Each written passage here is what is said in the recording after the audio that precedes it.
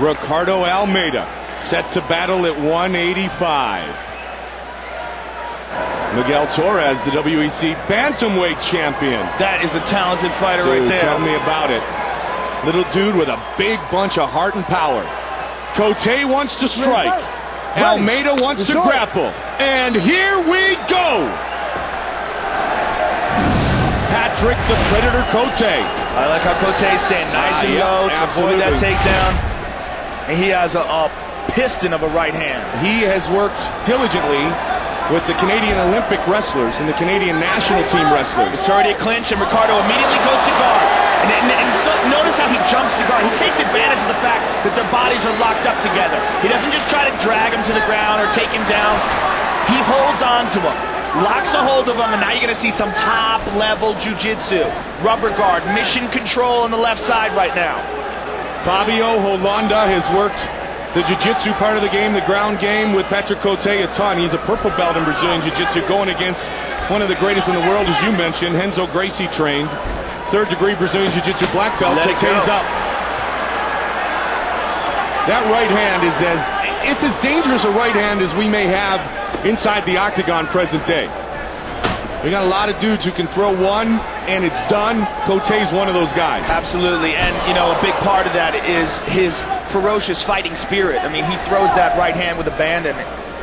There's a lot of guys who have power, but he has that incredible drive behind that power. Almeida ducks under it.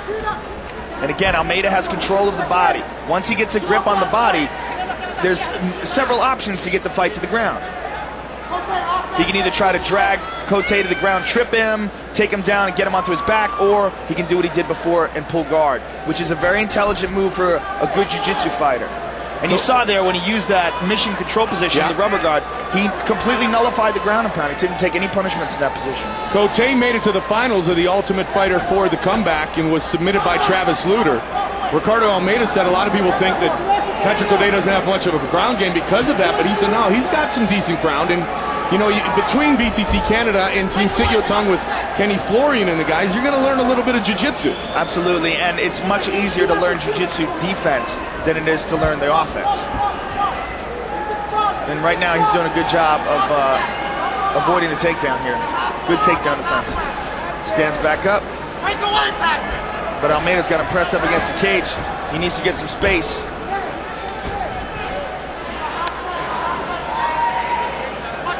Up against the cage, though, Almeida would have a much more difficult time pulling guard.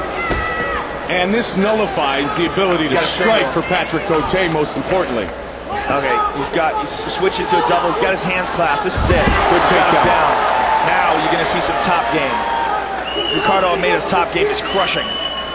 Moves into half guard position, and what he's got right now, he's got his left leg trapped in between the legs of Patrick Cote, and he's going to use his right leg. He pushes down with his instep to try to press it out.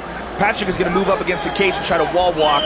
Good job by Ricardo Almeida stopping that. Pulls him away from the cage, and he wants to slide that leg through. Oh, good job by Patrick Cote at pulling guard.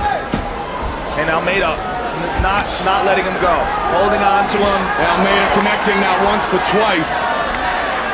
Cote's going to want to try to scramble somehow or another and get back to his feet, and Almeida wants to keep him pressed down to the ground. Almeida has fought half guard again. Some of the best in the world, even though he's just 9-2 at 31 years old, but that's because of the hiatus. Still considered amongst the best jiu-jitsu practitioners. One of only 2 men to submit Nate Marquardt. He did that to win the King of Pancrase.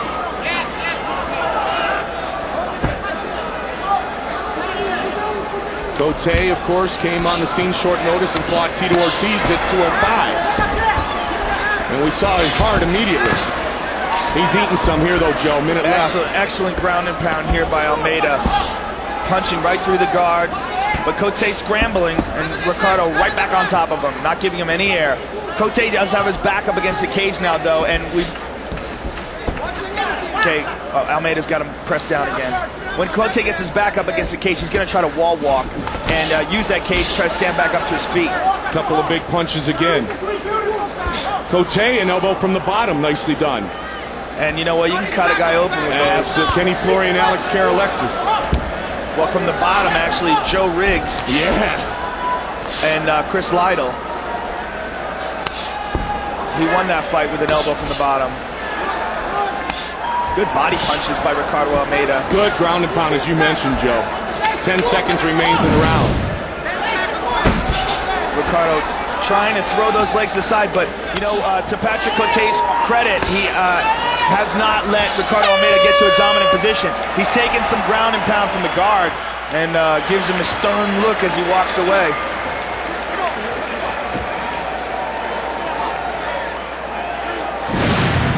Now here is the first. This is the takedown where he got a hold of the body, got his hands clasped together, and pulled Patrick Cote away from the cage. And this is where the majority of the round was spent.